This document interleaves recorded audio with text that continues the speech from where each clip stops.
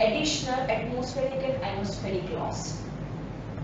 Apart from the free space path laws, there are different laws like atmospheric and ionospheric absorption, then antenna misalignment, then propagation laws, feeder laws. We will see every losses one by one. This is the part of satellite system parameter because we need to consider when we are going to transmit the power into atmosphere, right? So, as you know that this atmospheric gas result in the loss of my signal. Why? Because my signal is going to be absorbed in the atmosphere. So, these laws are usually represented as in dB by AA. What do you mean by AA? Double A represent the atmospheric absorption. Alright? Double A. Secondly, if we are going to introduce a loss because of the ionosphere, so it causes a depolarization loss. Okay? So I can say it as a PL. This is my polarization loss. Alright? So these are the two losses. One is for atmosphere into atmosphere and one is for the into ionosphere. Why ionosphere? Because there are ions present in the ionosphere. And due to that, my signals is going to be interfered through the ions which is present in the ionosphere, and it is randomly distributed. So it will going to be cause absorption of my signal.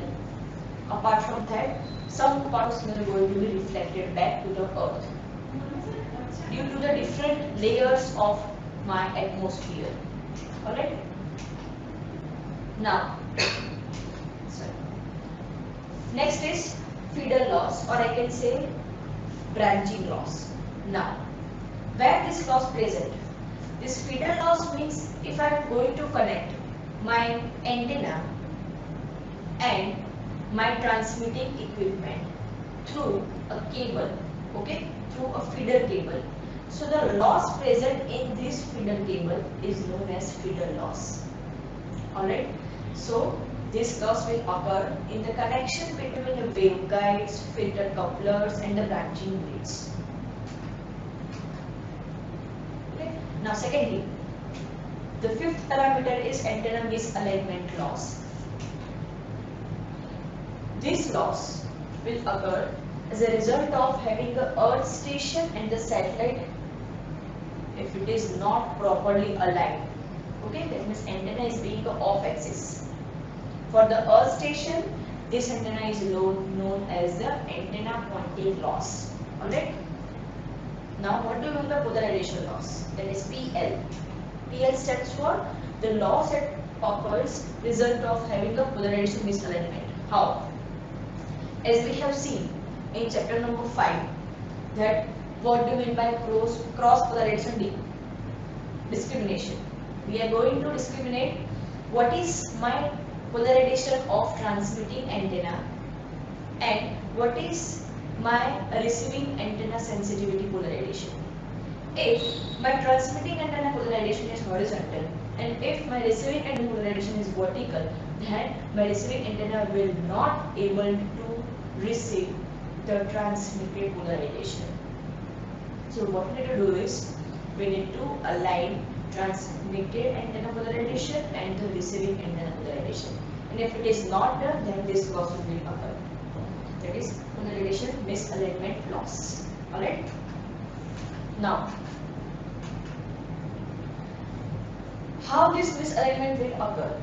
See, this is my transmitting antenna and this is my satellite. Okay. And if my transmitting antenna is aligned in this direction, as you can see over here, this direction, okay, and my satellite is also aligned in this direction, so I can say that my both transmitting antenna and my satellite is properly aligned. Okay, if it is not aligned like this, see, this is my earth station and it is aligned in this direction, in this, and over here my satellite is aligned in this direction. Okay, so I can say that my half beamwidth angle for a given satellite will be this, and for the Earth station it will be this. So there is a misalignment of this angle, this much angle. Okay. So what I need to do is I need to simply use actuator to move my antenna into a specific alignment of satellite, because we can't change its azimuth and elevation angle of satellite. We can, because it is far more complex. It is much easier to change its azimuth and elevation angle for the Earth station. So we can improve the antenna misalignment loss by simply changing its angle. Okay. Now, the next is back-off loss. Back-off loss will be present for input as well as for the output. Now, where it presents? As we know that in high power amplifier which is used in the Earth station transmitter. Why? Because we are going to transmit the signal which has a large amount of power with the help of a high gain antenna, or I can say high power amplifier. Okay, which is used in the Earth station transmitter, and we are going to use a traveling wave tube that you can study in the microwave subject. But what will be traveling wave tube? Alright, the same traveling wave tube which is used in the satellite communication. Now I will give you a brief introduction to what will be traveling wave tube. It is nothing but a microwave amplifier which is used to amplify the signal at the higher frequency. We can't use a simple transistor or simple MOSFET or simple FET to increase the signal amplitude at the higher frequency. So we are going to use a traveling wave tube for that. Okay. So for that, my response of transponder is a non-linear. Okay. Why? Because their gain, that means output divided by input, is dependent on the input signal. So we need to consider the back-off loss for the input as well as for the output. This is so this graph represents the input in dBm versus output in dBm. Now, as you can see over here, this is my linear line. What it represents? As my input is going to be increased, my output is also going to be increased. But actually it is not done. Okay. After reaching a back-off operating point, as I am going to increase my input, my output is not going to be increased. It is going to be slightly increased, right? So it should be for the single carrier, this line, if I am going to transmit single carrier at a time, and for multiple carrier it will be like this. Okay. So what is my back-off operating region? This is a back-off operating region for input, and this is a back-off operating region for output. So what is the difference between back-off input and back-off output? So back-off input region is equals to back-off output plus phi dBm. Okay, if I want to correlate these two quantities, back-off input and back-off output. So this is called the back-off loss due to the high power amplifier which are used in the Earth station. Okay. Now, satellite system noise.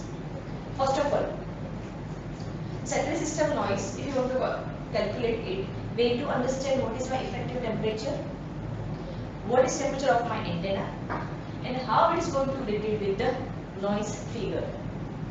Okay. So first of all, we need to understand what do we mean by noise figure. So noise figure is a ratio of signal to noise ratio to the input to the output. Okay.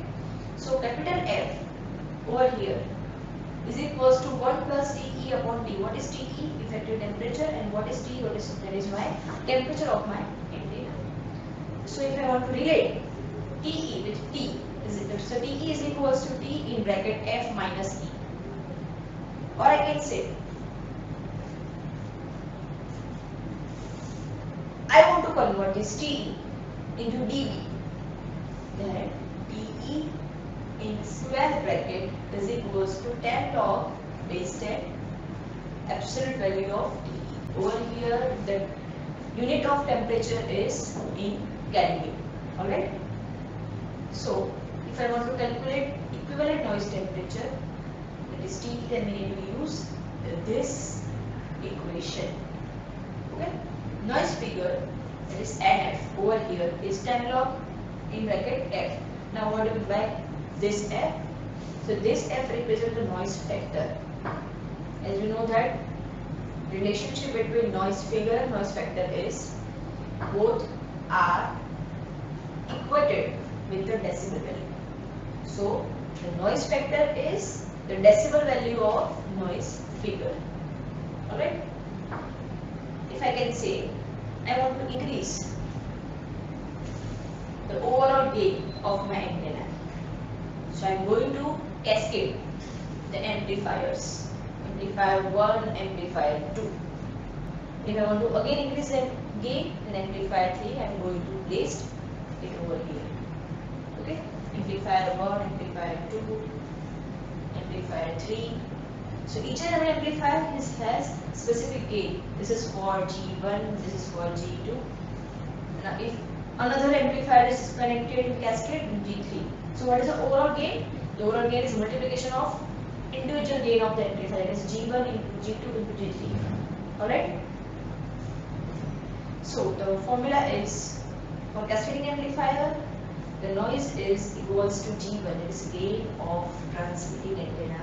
Amplifier 1 into K. What is K? K is Boltzmann constant. In bracket T antenna plus T E1. What is T antenna? T antenna is this. It is an antenna temperature plus TE1. TE1 means the effective temperature of amplifier 1 plus K. What is K? K is a Boltzmann constant into TE2. What is TE2? TE2 is the effective temperature of amplifier 2. Alright? We will see an example based on this noise.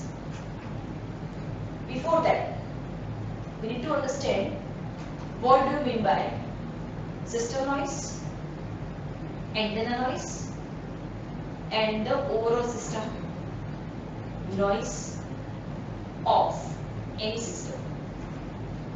Apart from that, we need to understand what is a noise power and how to calculate the noise power. Okay, we know that noise power is equals to KTB. Now, what is K? K is my Boltzmann constant. What is T? T is the temperature. What is B? B is the bandwidth. Okay. We are going to calculate noise power. How? Statement is given as the antenna has a noise temperature of 35 Kelvin and it is matched into the receiver which has a noise temperature of 100 Kelvin. Okay, so calculate the noise density and the noise power with a bandwidth of 36 MHz. So the noise bandwidth is 36 MHz and noise density, that is N0, which is equals to K into T. Okay, it's product of Boltzmann constant and temperature. What is the Boltzmann constant? Boltzmann constant is 1.38 into 10 to minus 23. What is T?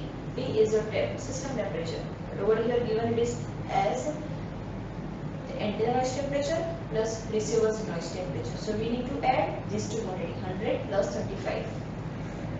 Okay? It is 135.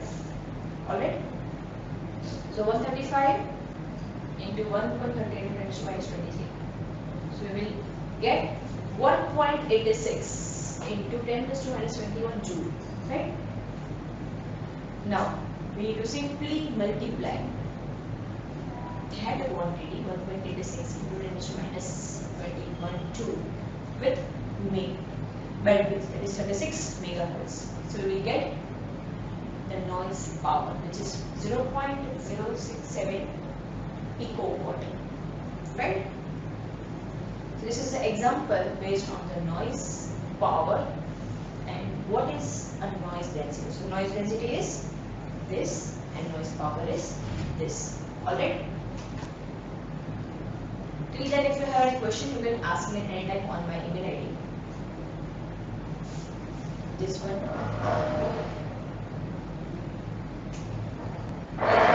Thank you for